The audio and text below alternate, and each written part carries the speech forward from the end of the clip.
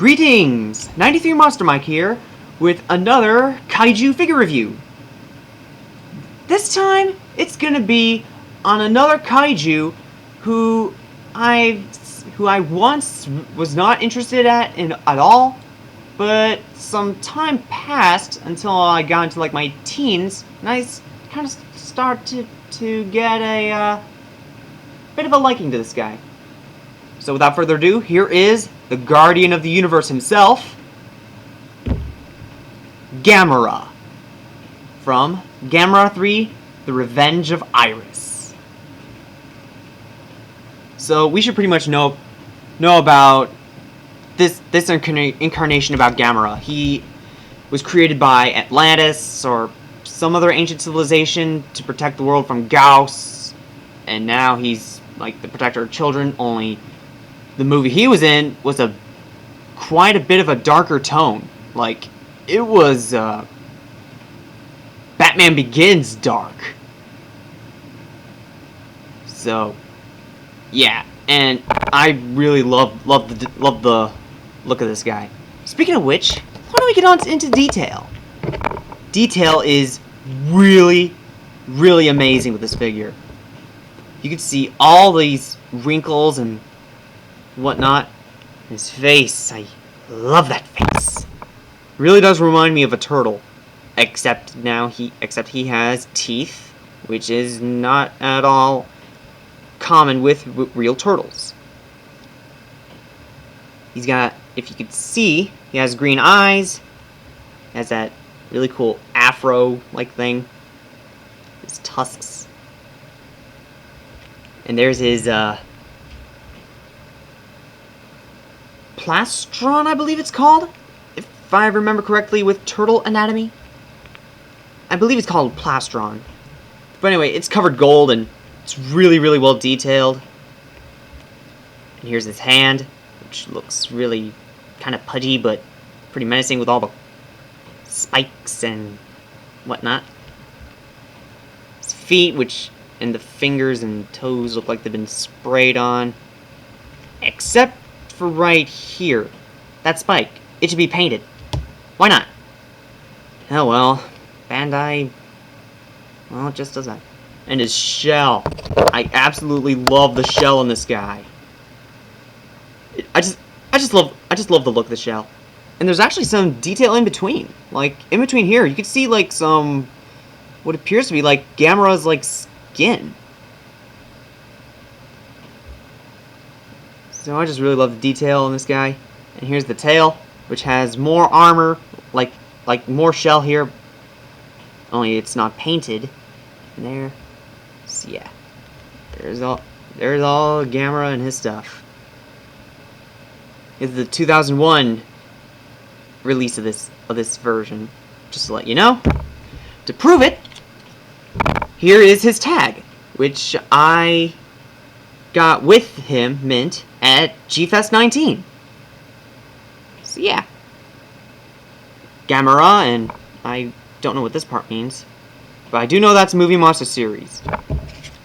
Because it's like the same here. This is the back. Here's the front. That's a really awesome mugshot of Gamera. Open it. There's all that stuff. And here's his bio.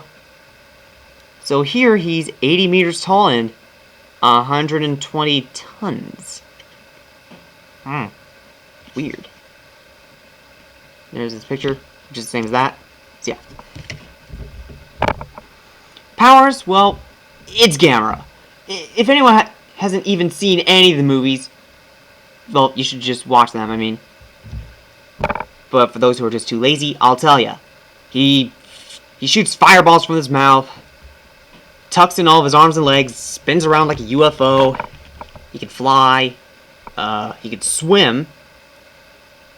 And in the movie this version appeared in, when his hand got sliced off or something by Iris, it became like fire and it destroyed Iris. So that's pretty much all of his powers. When it comes to sizing, he is like, I want to say 5 inches.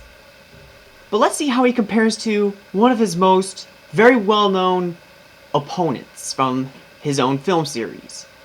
From Showa, even in the Heisei, and somewhat in Gamera the Brave. Gauss, the vampiric pterosaur.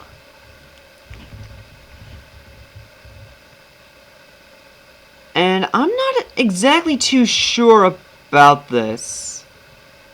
If I recall, I think Hyper Gauss was actually a little bit shorter than Gamera.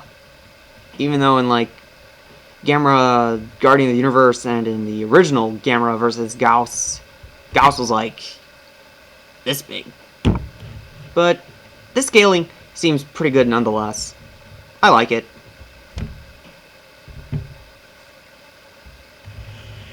As for his posability, he does have a swivel head, which can rotate a bit at the neck. He has swivel arms.